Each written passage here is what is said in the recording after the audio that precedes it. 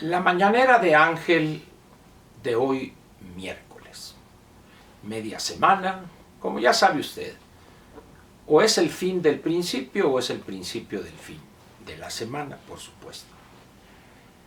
Quiero comentar con usted algo que, si bien no guarda relación directa con este informe, entre comillas, que va a dar López ahora el domingo 1 de septiembre, una cosa un tanto rara. A las 11 de la mañana se ha anunciado que estará en Palacio Nacional y ahí dará el informe.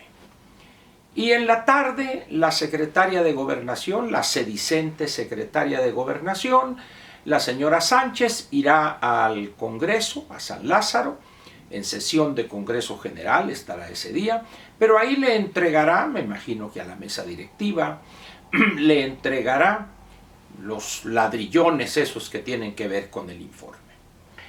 Sin embargo, hay algo que yo no sé si es deliberado o es algo que ya ha caído en desuso como consecuencia de la realidad política del país, donde olvidamos que informe y sesión de Congreso prácticamente son dos partes de un todo.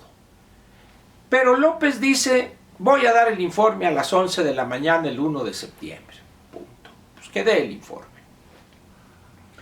Con este pequeño ejemplo, quiero decirle a usted, porque probarlo no tiene sentido, porque esto ha sido recurrente en López prácticamente toda su vida política.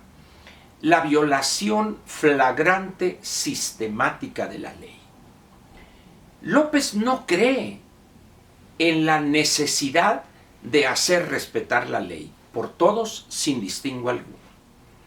Como decía, desde siempre él ha vivido montado en esa ola de la violación sistemática y permanente de la ley.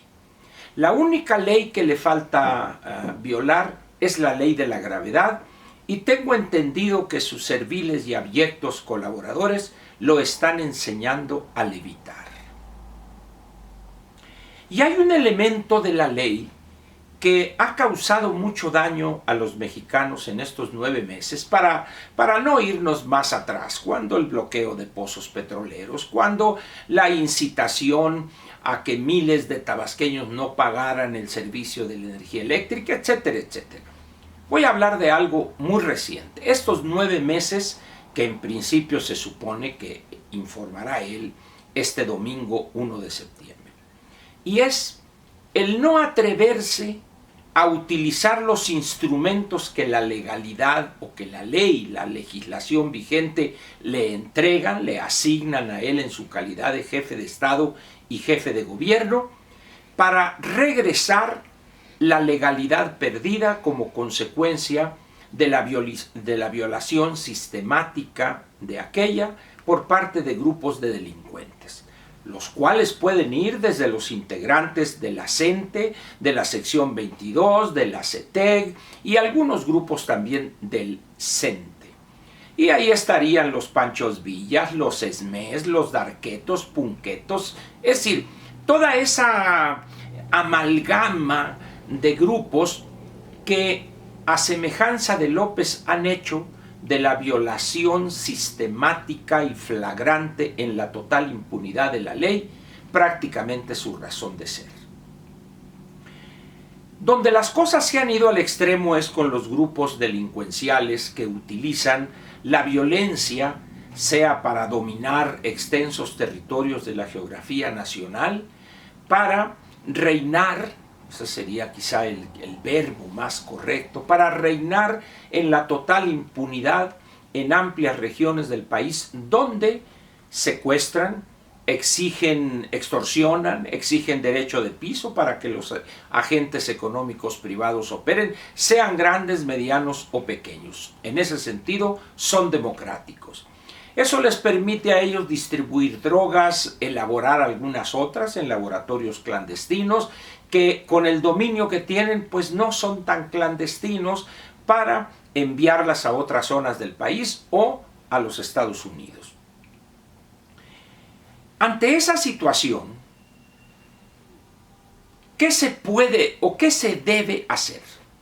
Utilizar los instrumentos del Estado para recuperar la legalidad perdida y garantizar así el bien público por excelencia, que es la seguridad, a las personas en su integridad física y en su patrimonio, para hacer que se respeten los derechos de propiedad, que se respete el que él se dedique a una actividad lícita. Todo eso es lo fundamental de todo Estado.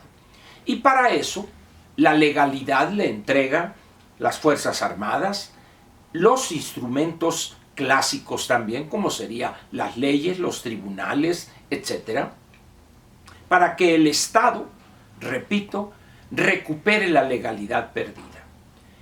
Es evidente que estos grupos delincuenciales no los puede tratar, no los debe tratar la autoridad como trata a un ciudadano que se conduce dentro del margen, dentro de los cauces de la ley.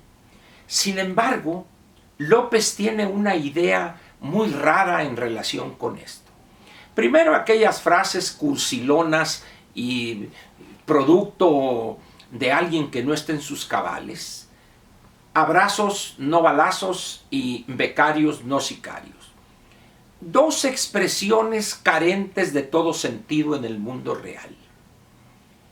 No, nadie en su sano juicio va a poder erradicar la existencia o erradicar a los sicarios, a los gatilleros, como se dice allá por el norte del país, simplemente dándoles becas, convirtiéndolos en becarios.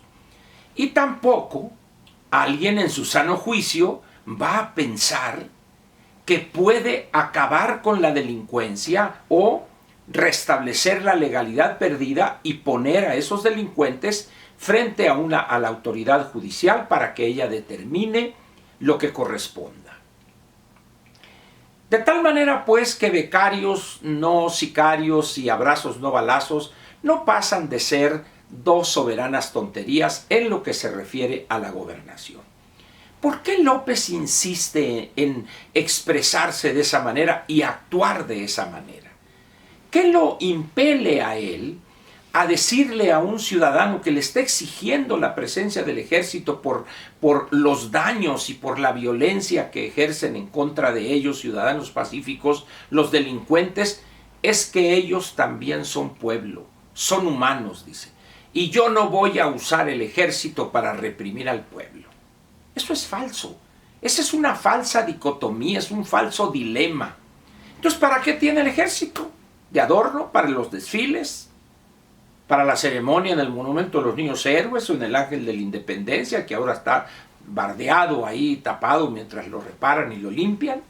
Entonces, ¿para qué, si él nunca va a utilizar el ejército, el monopolio legítimo de la violencia, si nunca lo va a usar, entonces ¿para qué lo queremos? Porque en un determinado momento, cuando bandoleros y delincuentes de la CENTE o la CETEO, estos grupos disque maestros, sedicentes maestros, bloquearon casi un mes las vías de una línea del ferrocarril, vías del ferrocarril, causando un daño altísimo a la industria. Y sin embargo, pórtense bien, hombre, ya sean... Es decir, ¿qué clase de jefe de Estado tenemos? Alguien que parece que está en el púlpito, que parece que en vez de tener la Constitución como guía, tiene la Biblia, respetable en el ámbito privado, por supuesto, así como los católicos seguirán el catecismo del padre Ripalda, lo cual es respetable en el ámbito privado, así como otros se guían por lo que dice la Biblia, los cristianos. Pero en el ámbito público, en el ejercicio de la gobernación, está la Constitución y las leyes que de ella emanan, que son las leyes que nuestros representantes, los diputados y los representantes de las entidades federativas, los senadores, han analizado, propuesto, analizado, discutido y aprobado. Pero no la Biblia o el catecismo o el Corán. Sin embargo, López, repito, tiene ideas raras, por decirlo menos. Estas ideas raras se podrían concentrar en el desprecio de la legalidad. El día de cuando se anunció ayer este disque acuerdo en el problema de los gasoductos, donde él agradece a las empresas que dice, alejados de las cuestiones legales. No, señor. O sea, no es cierto eso. Los contratos que firma un representante del Estado con un representante empresarial es algo que deben ambas partes respetar. Y el que lo viole o intente violarlo puede ser sujeto de sanciones una vez que la autoridad correspondiente determina si efectivamente violó el contenido de esos documentos. Pero López, repito, ya para terminar, es un hombre especial en cuanto a su idea de la gobernación. Es una idea entre mística, entre un pastor que está predicando, pero no un gobernante que está haciendo valer la ley. En esas condiciones, pues, ¿acaso habrá algunos ingenuos que piensen que López de repente con este acuerdo al que se llegó en materia de un gasoducto ya cambió? ¿Ahora sí va a respetar los acuerdos? Señores, no sean ingenuos, por favor. López no se ha convertido de ayer a hoy. Seguirá siendo el mismo individuo que toma la ley y se la pasa por el arco del triunfo.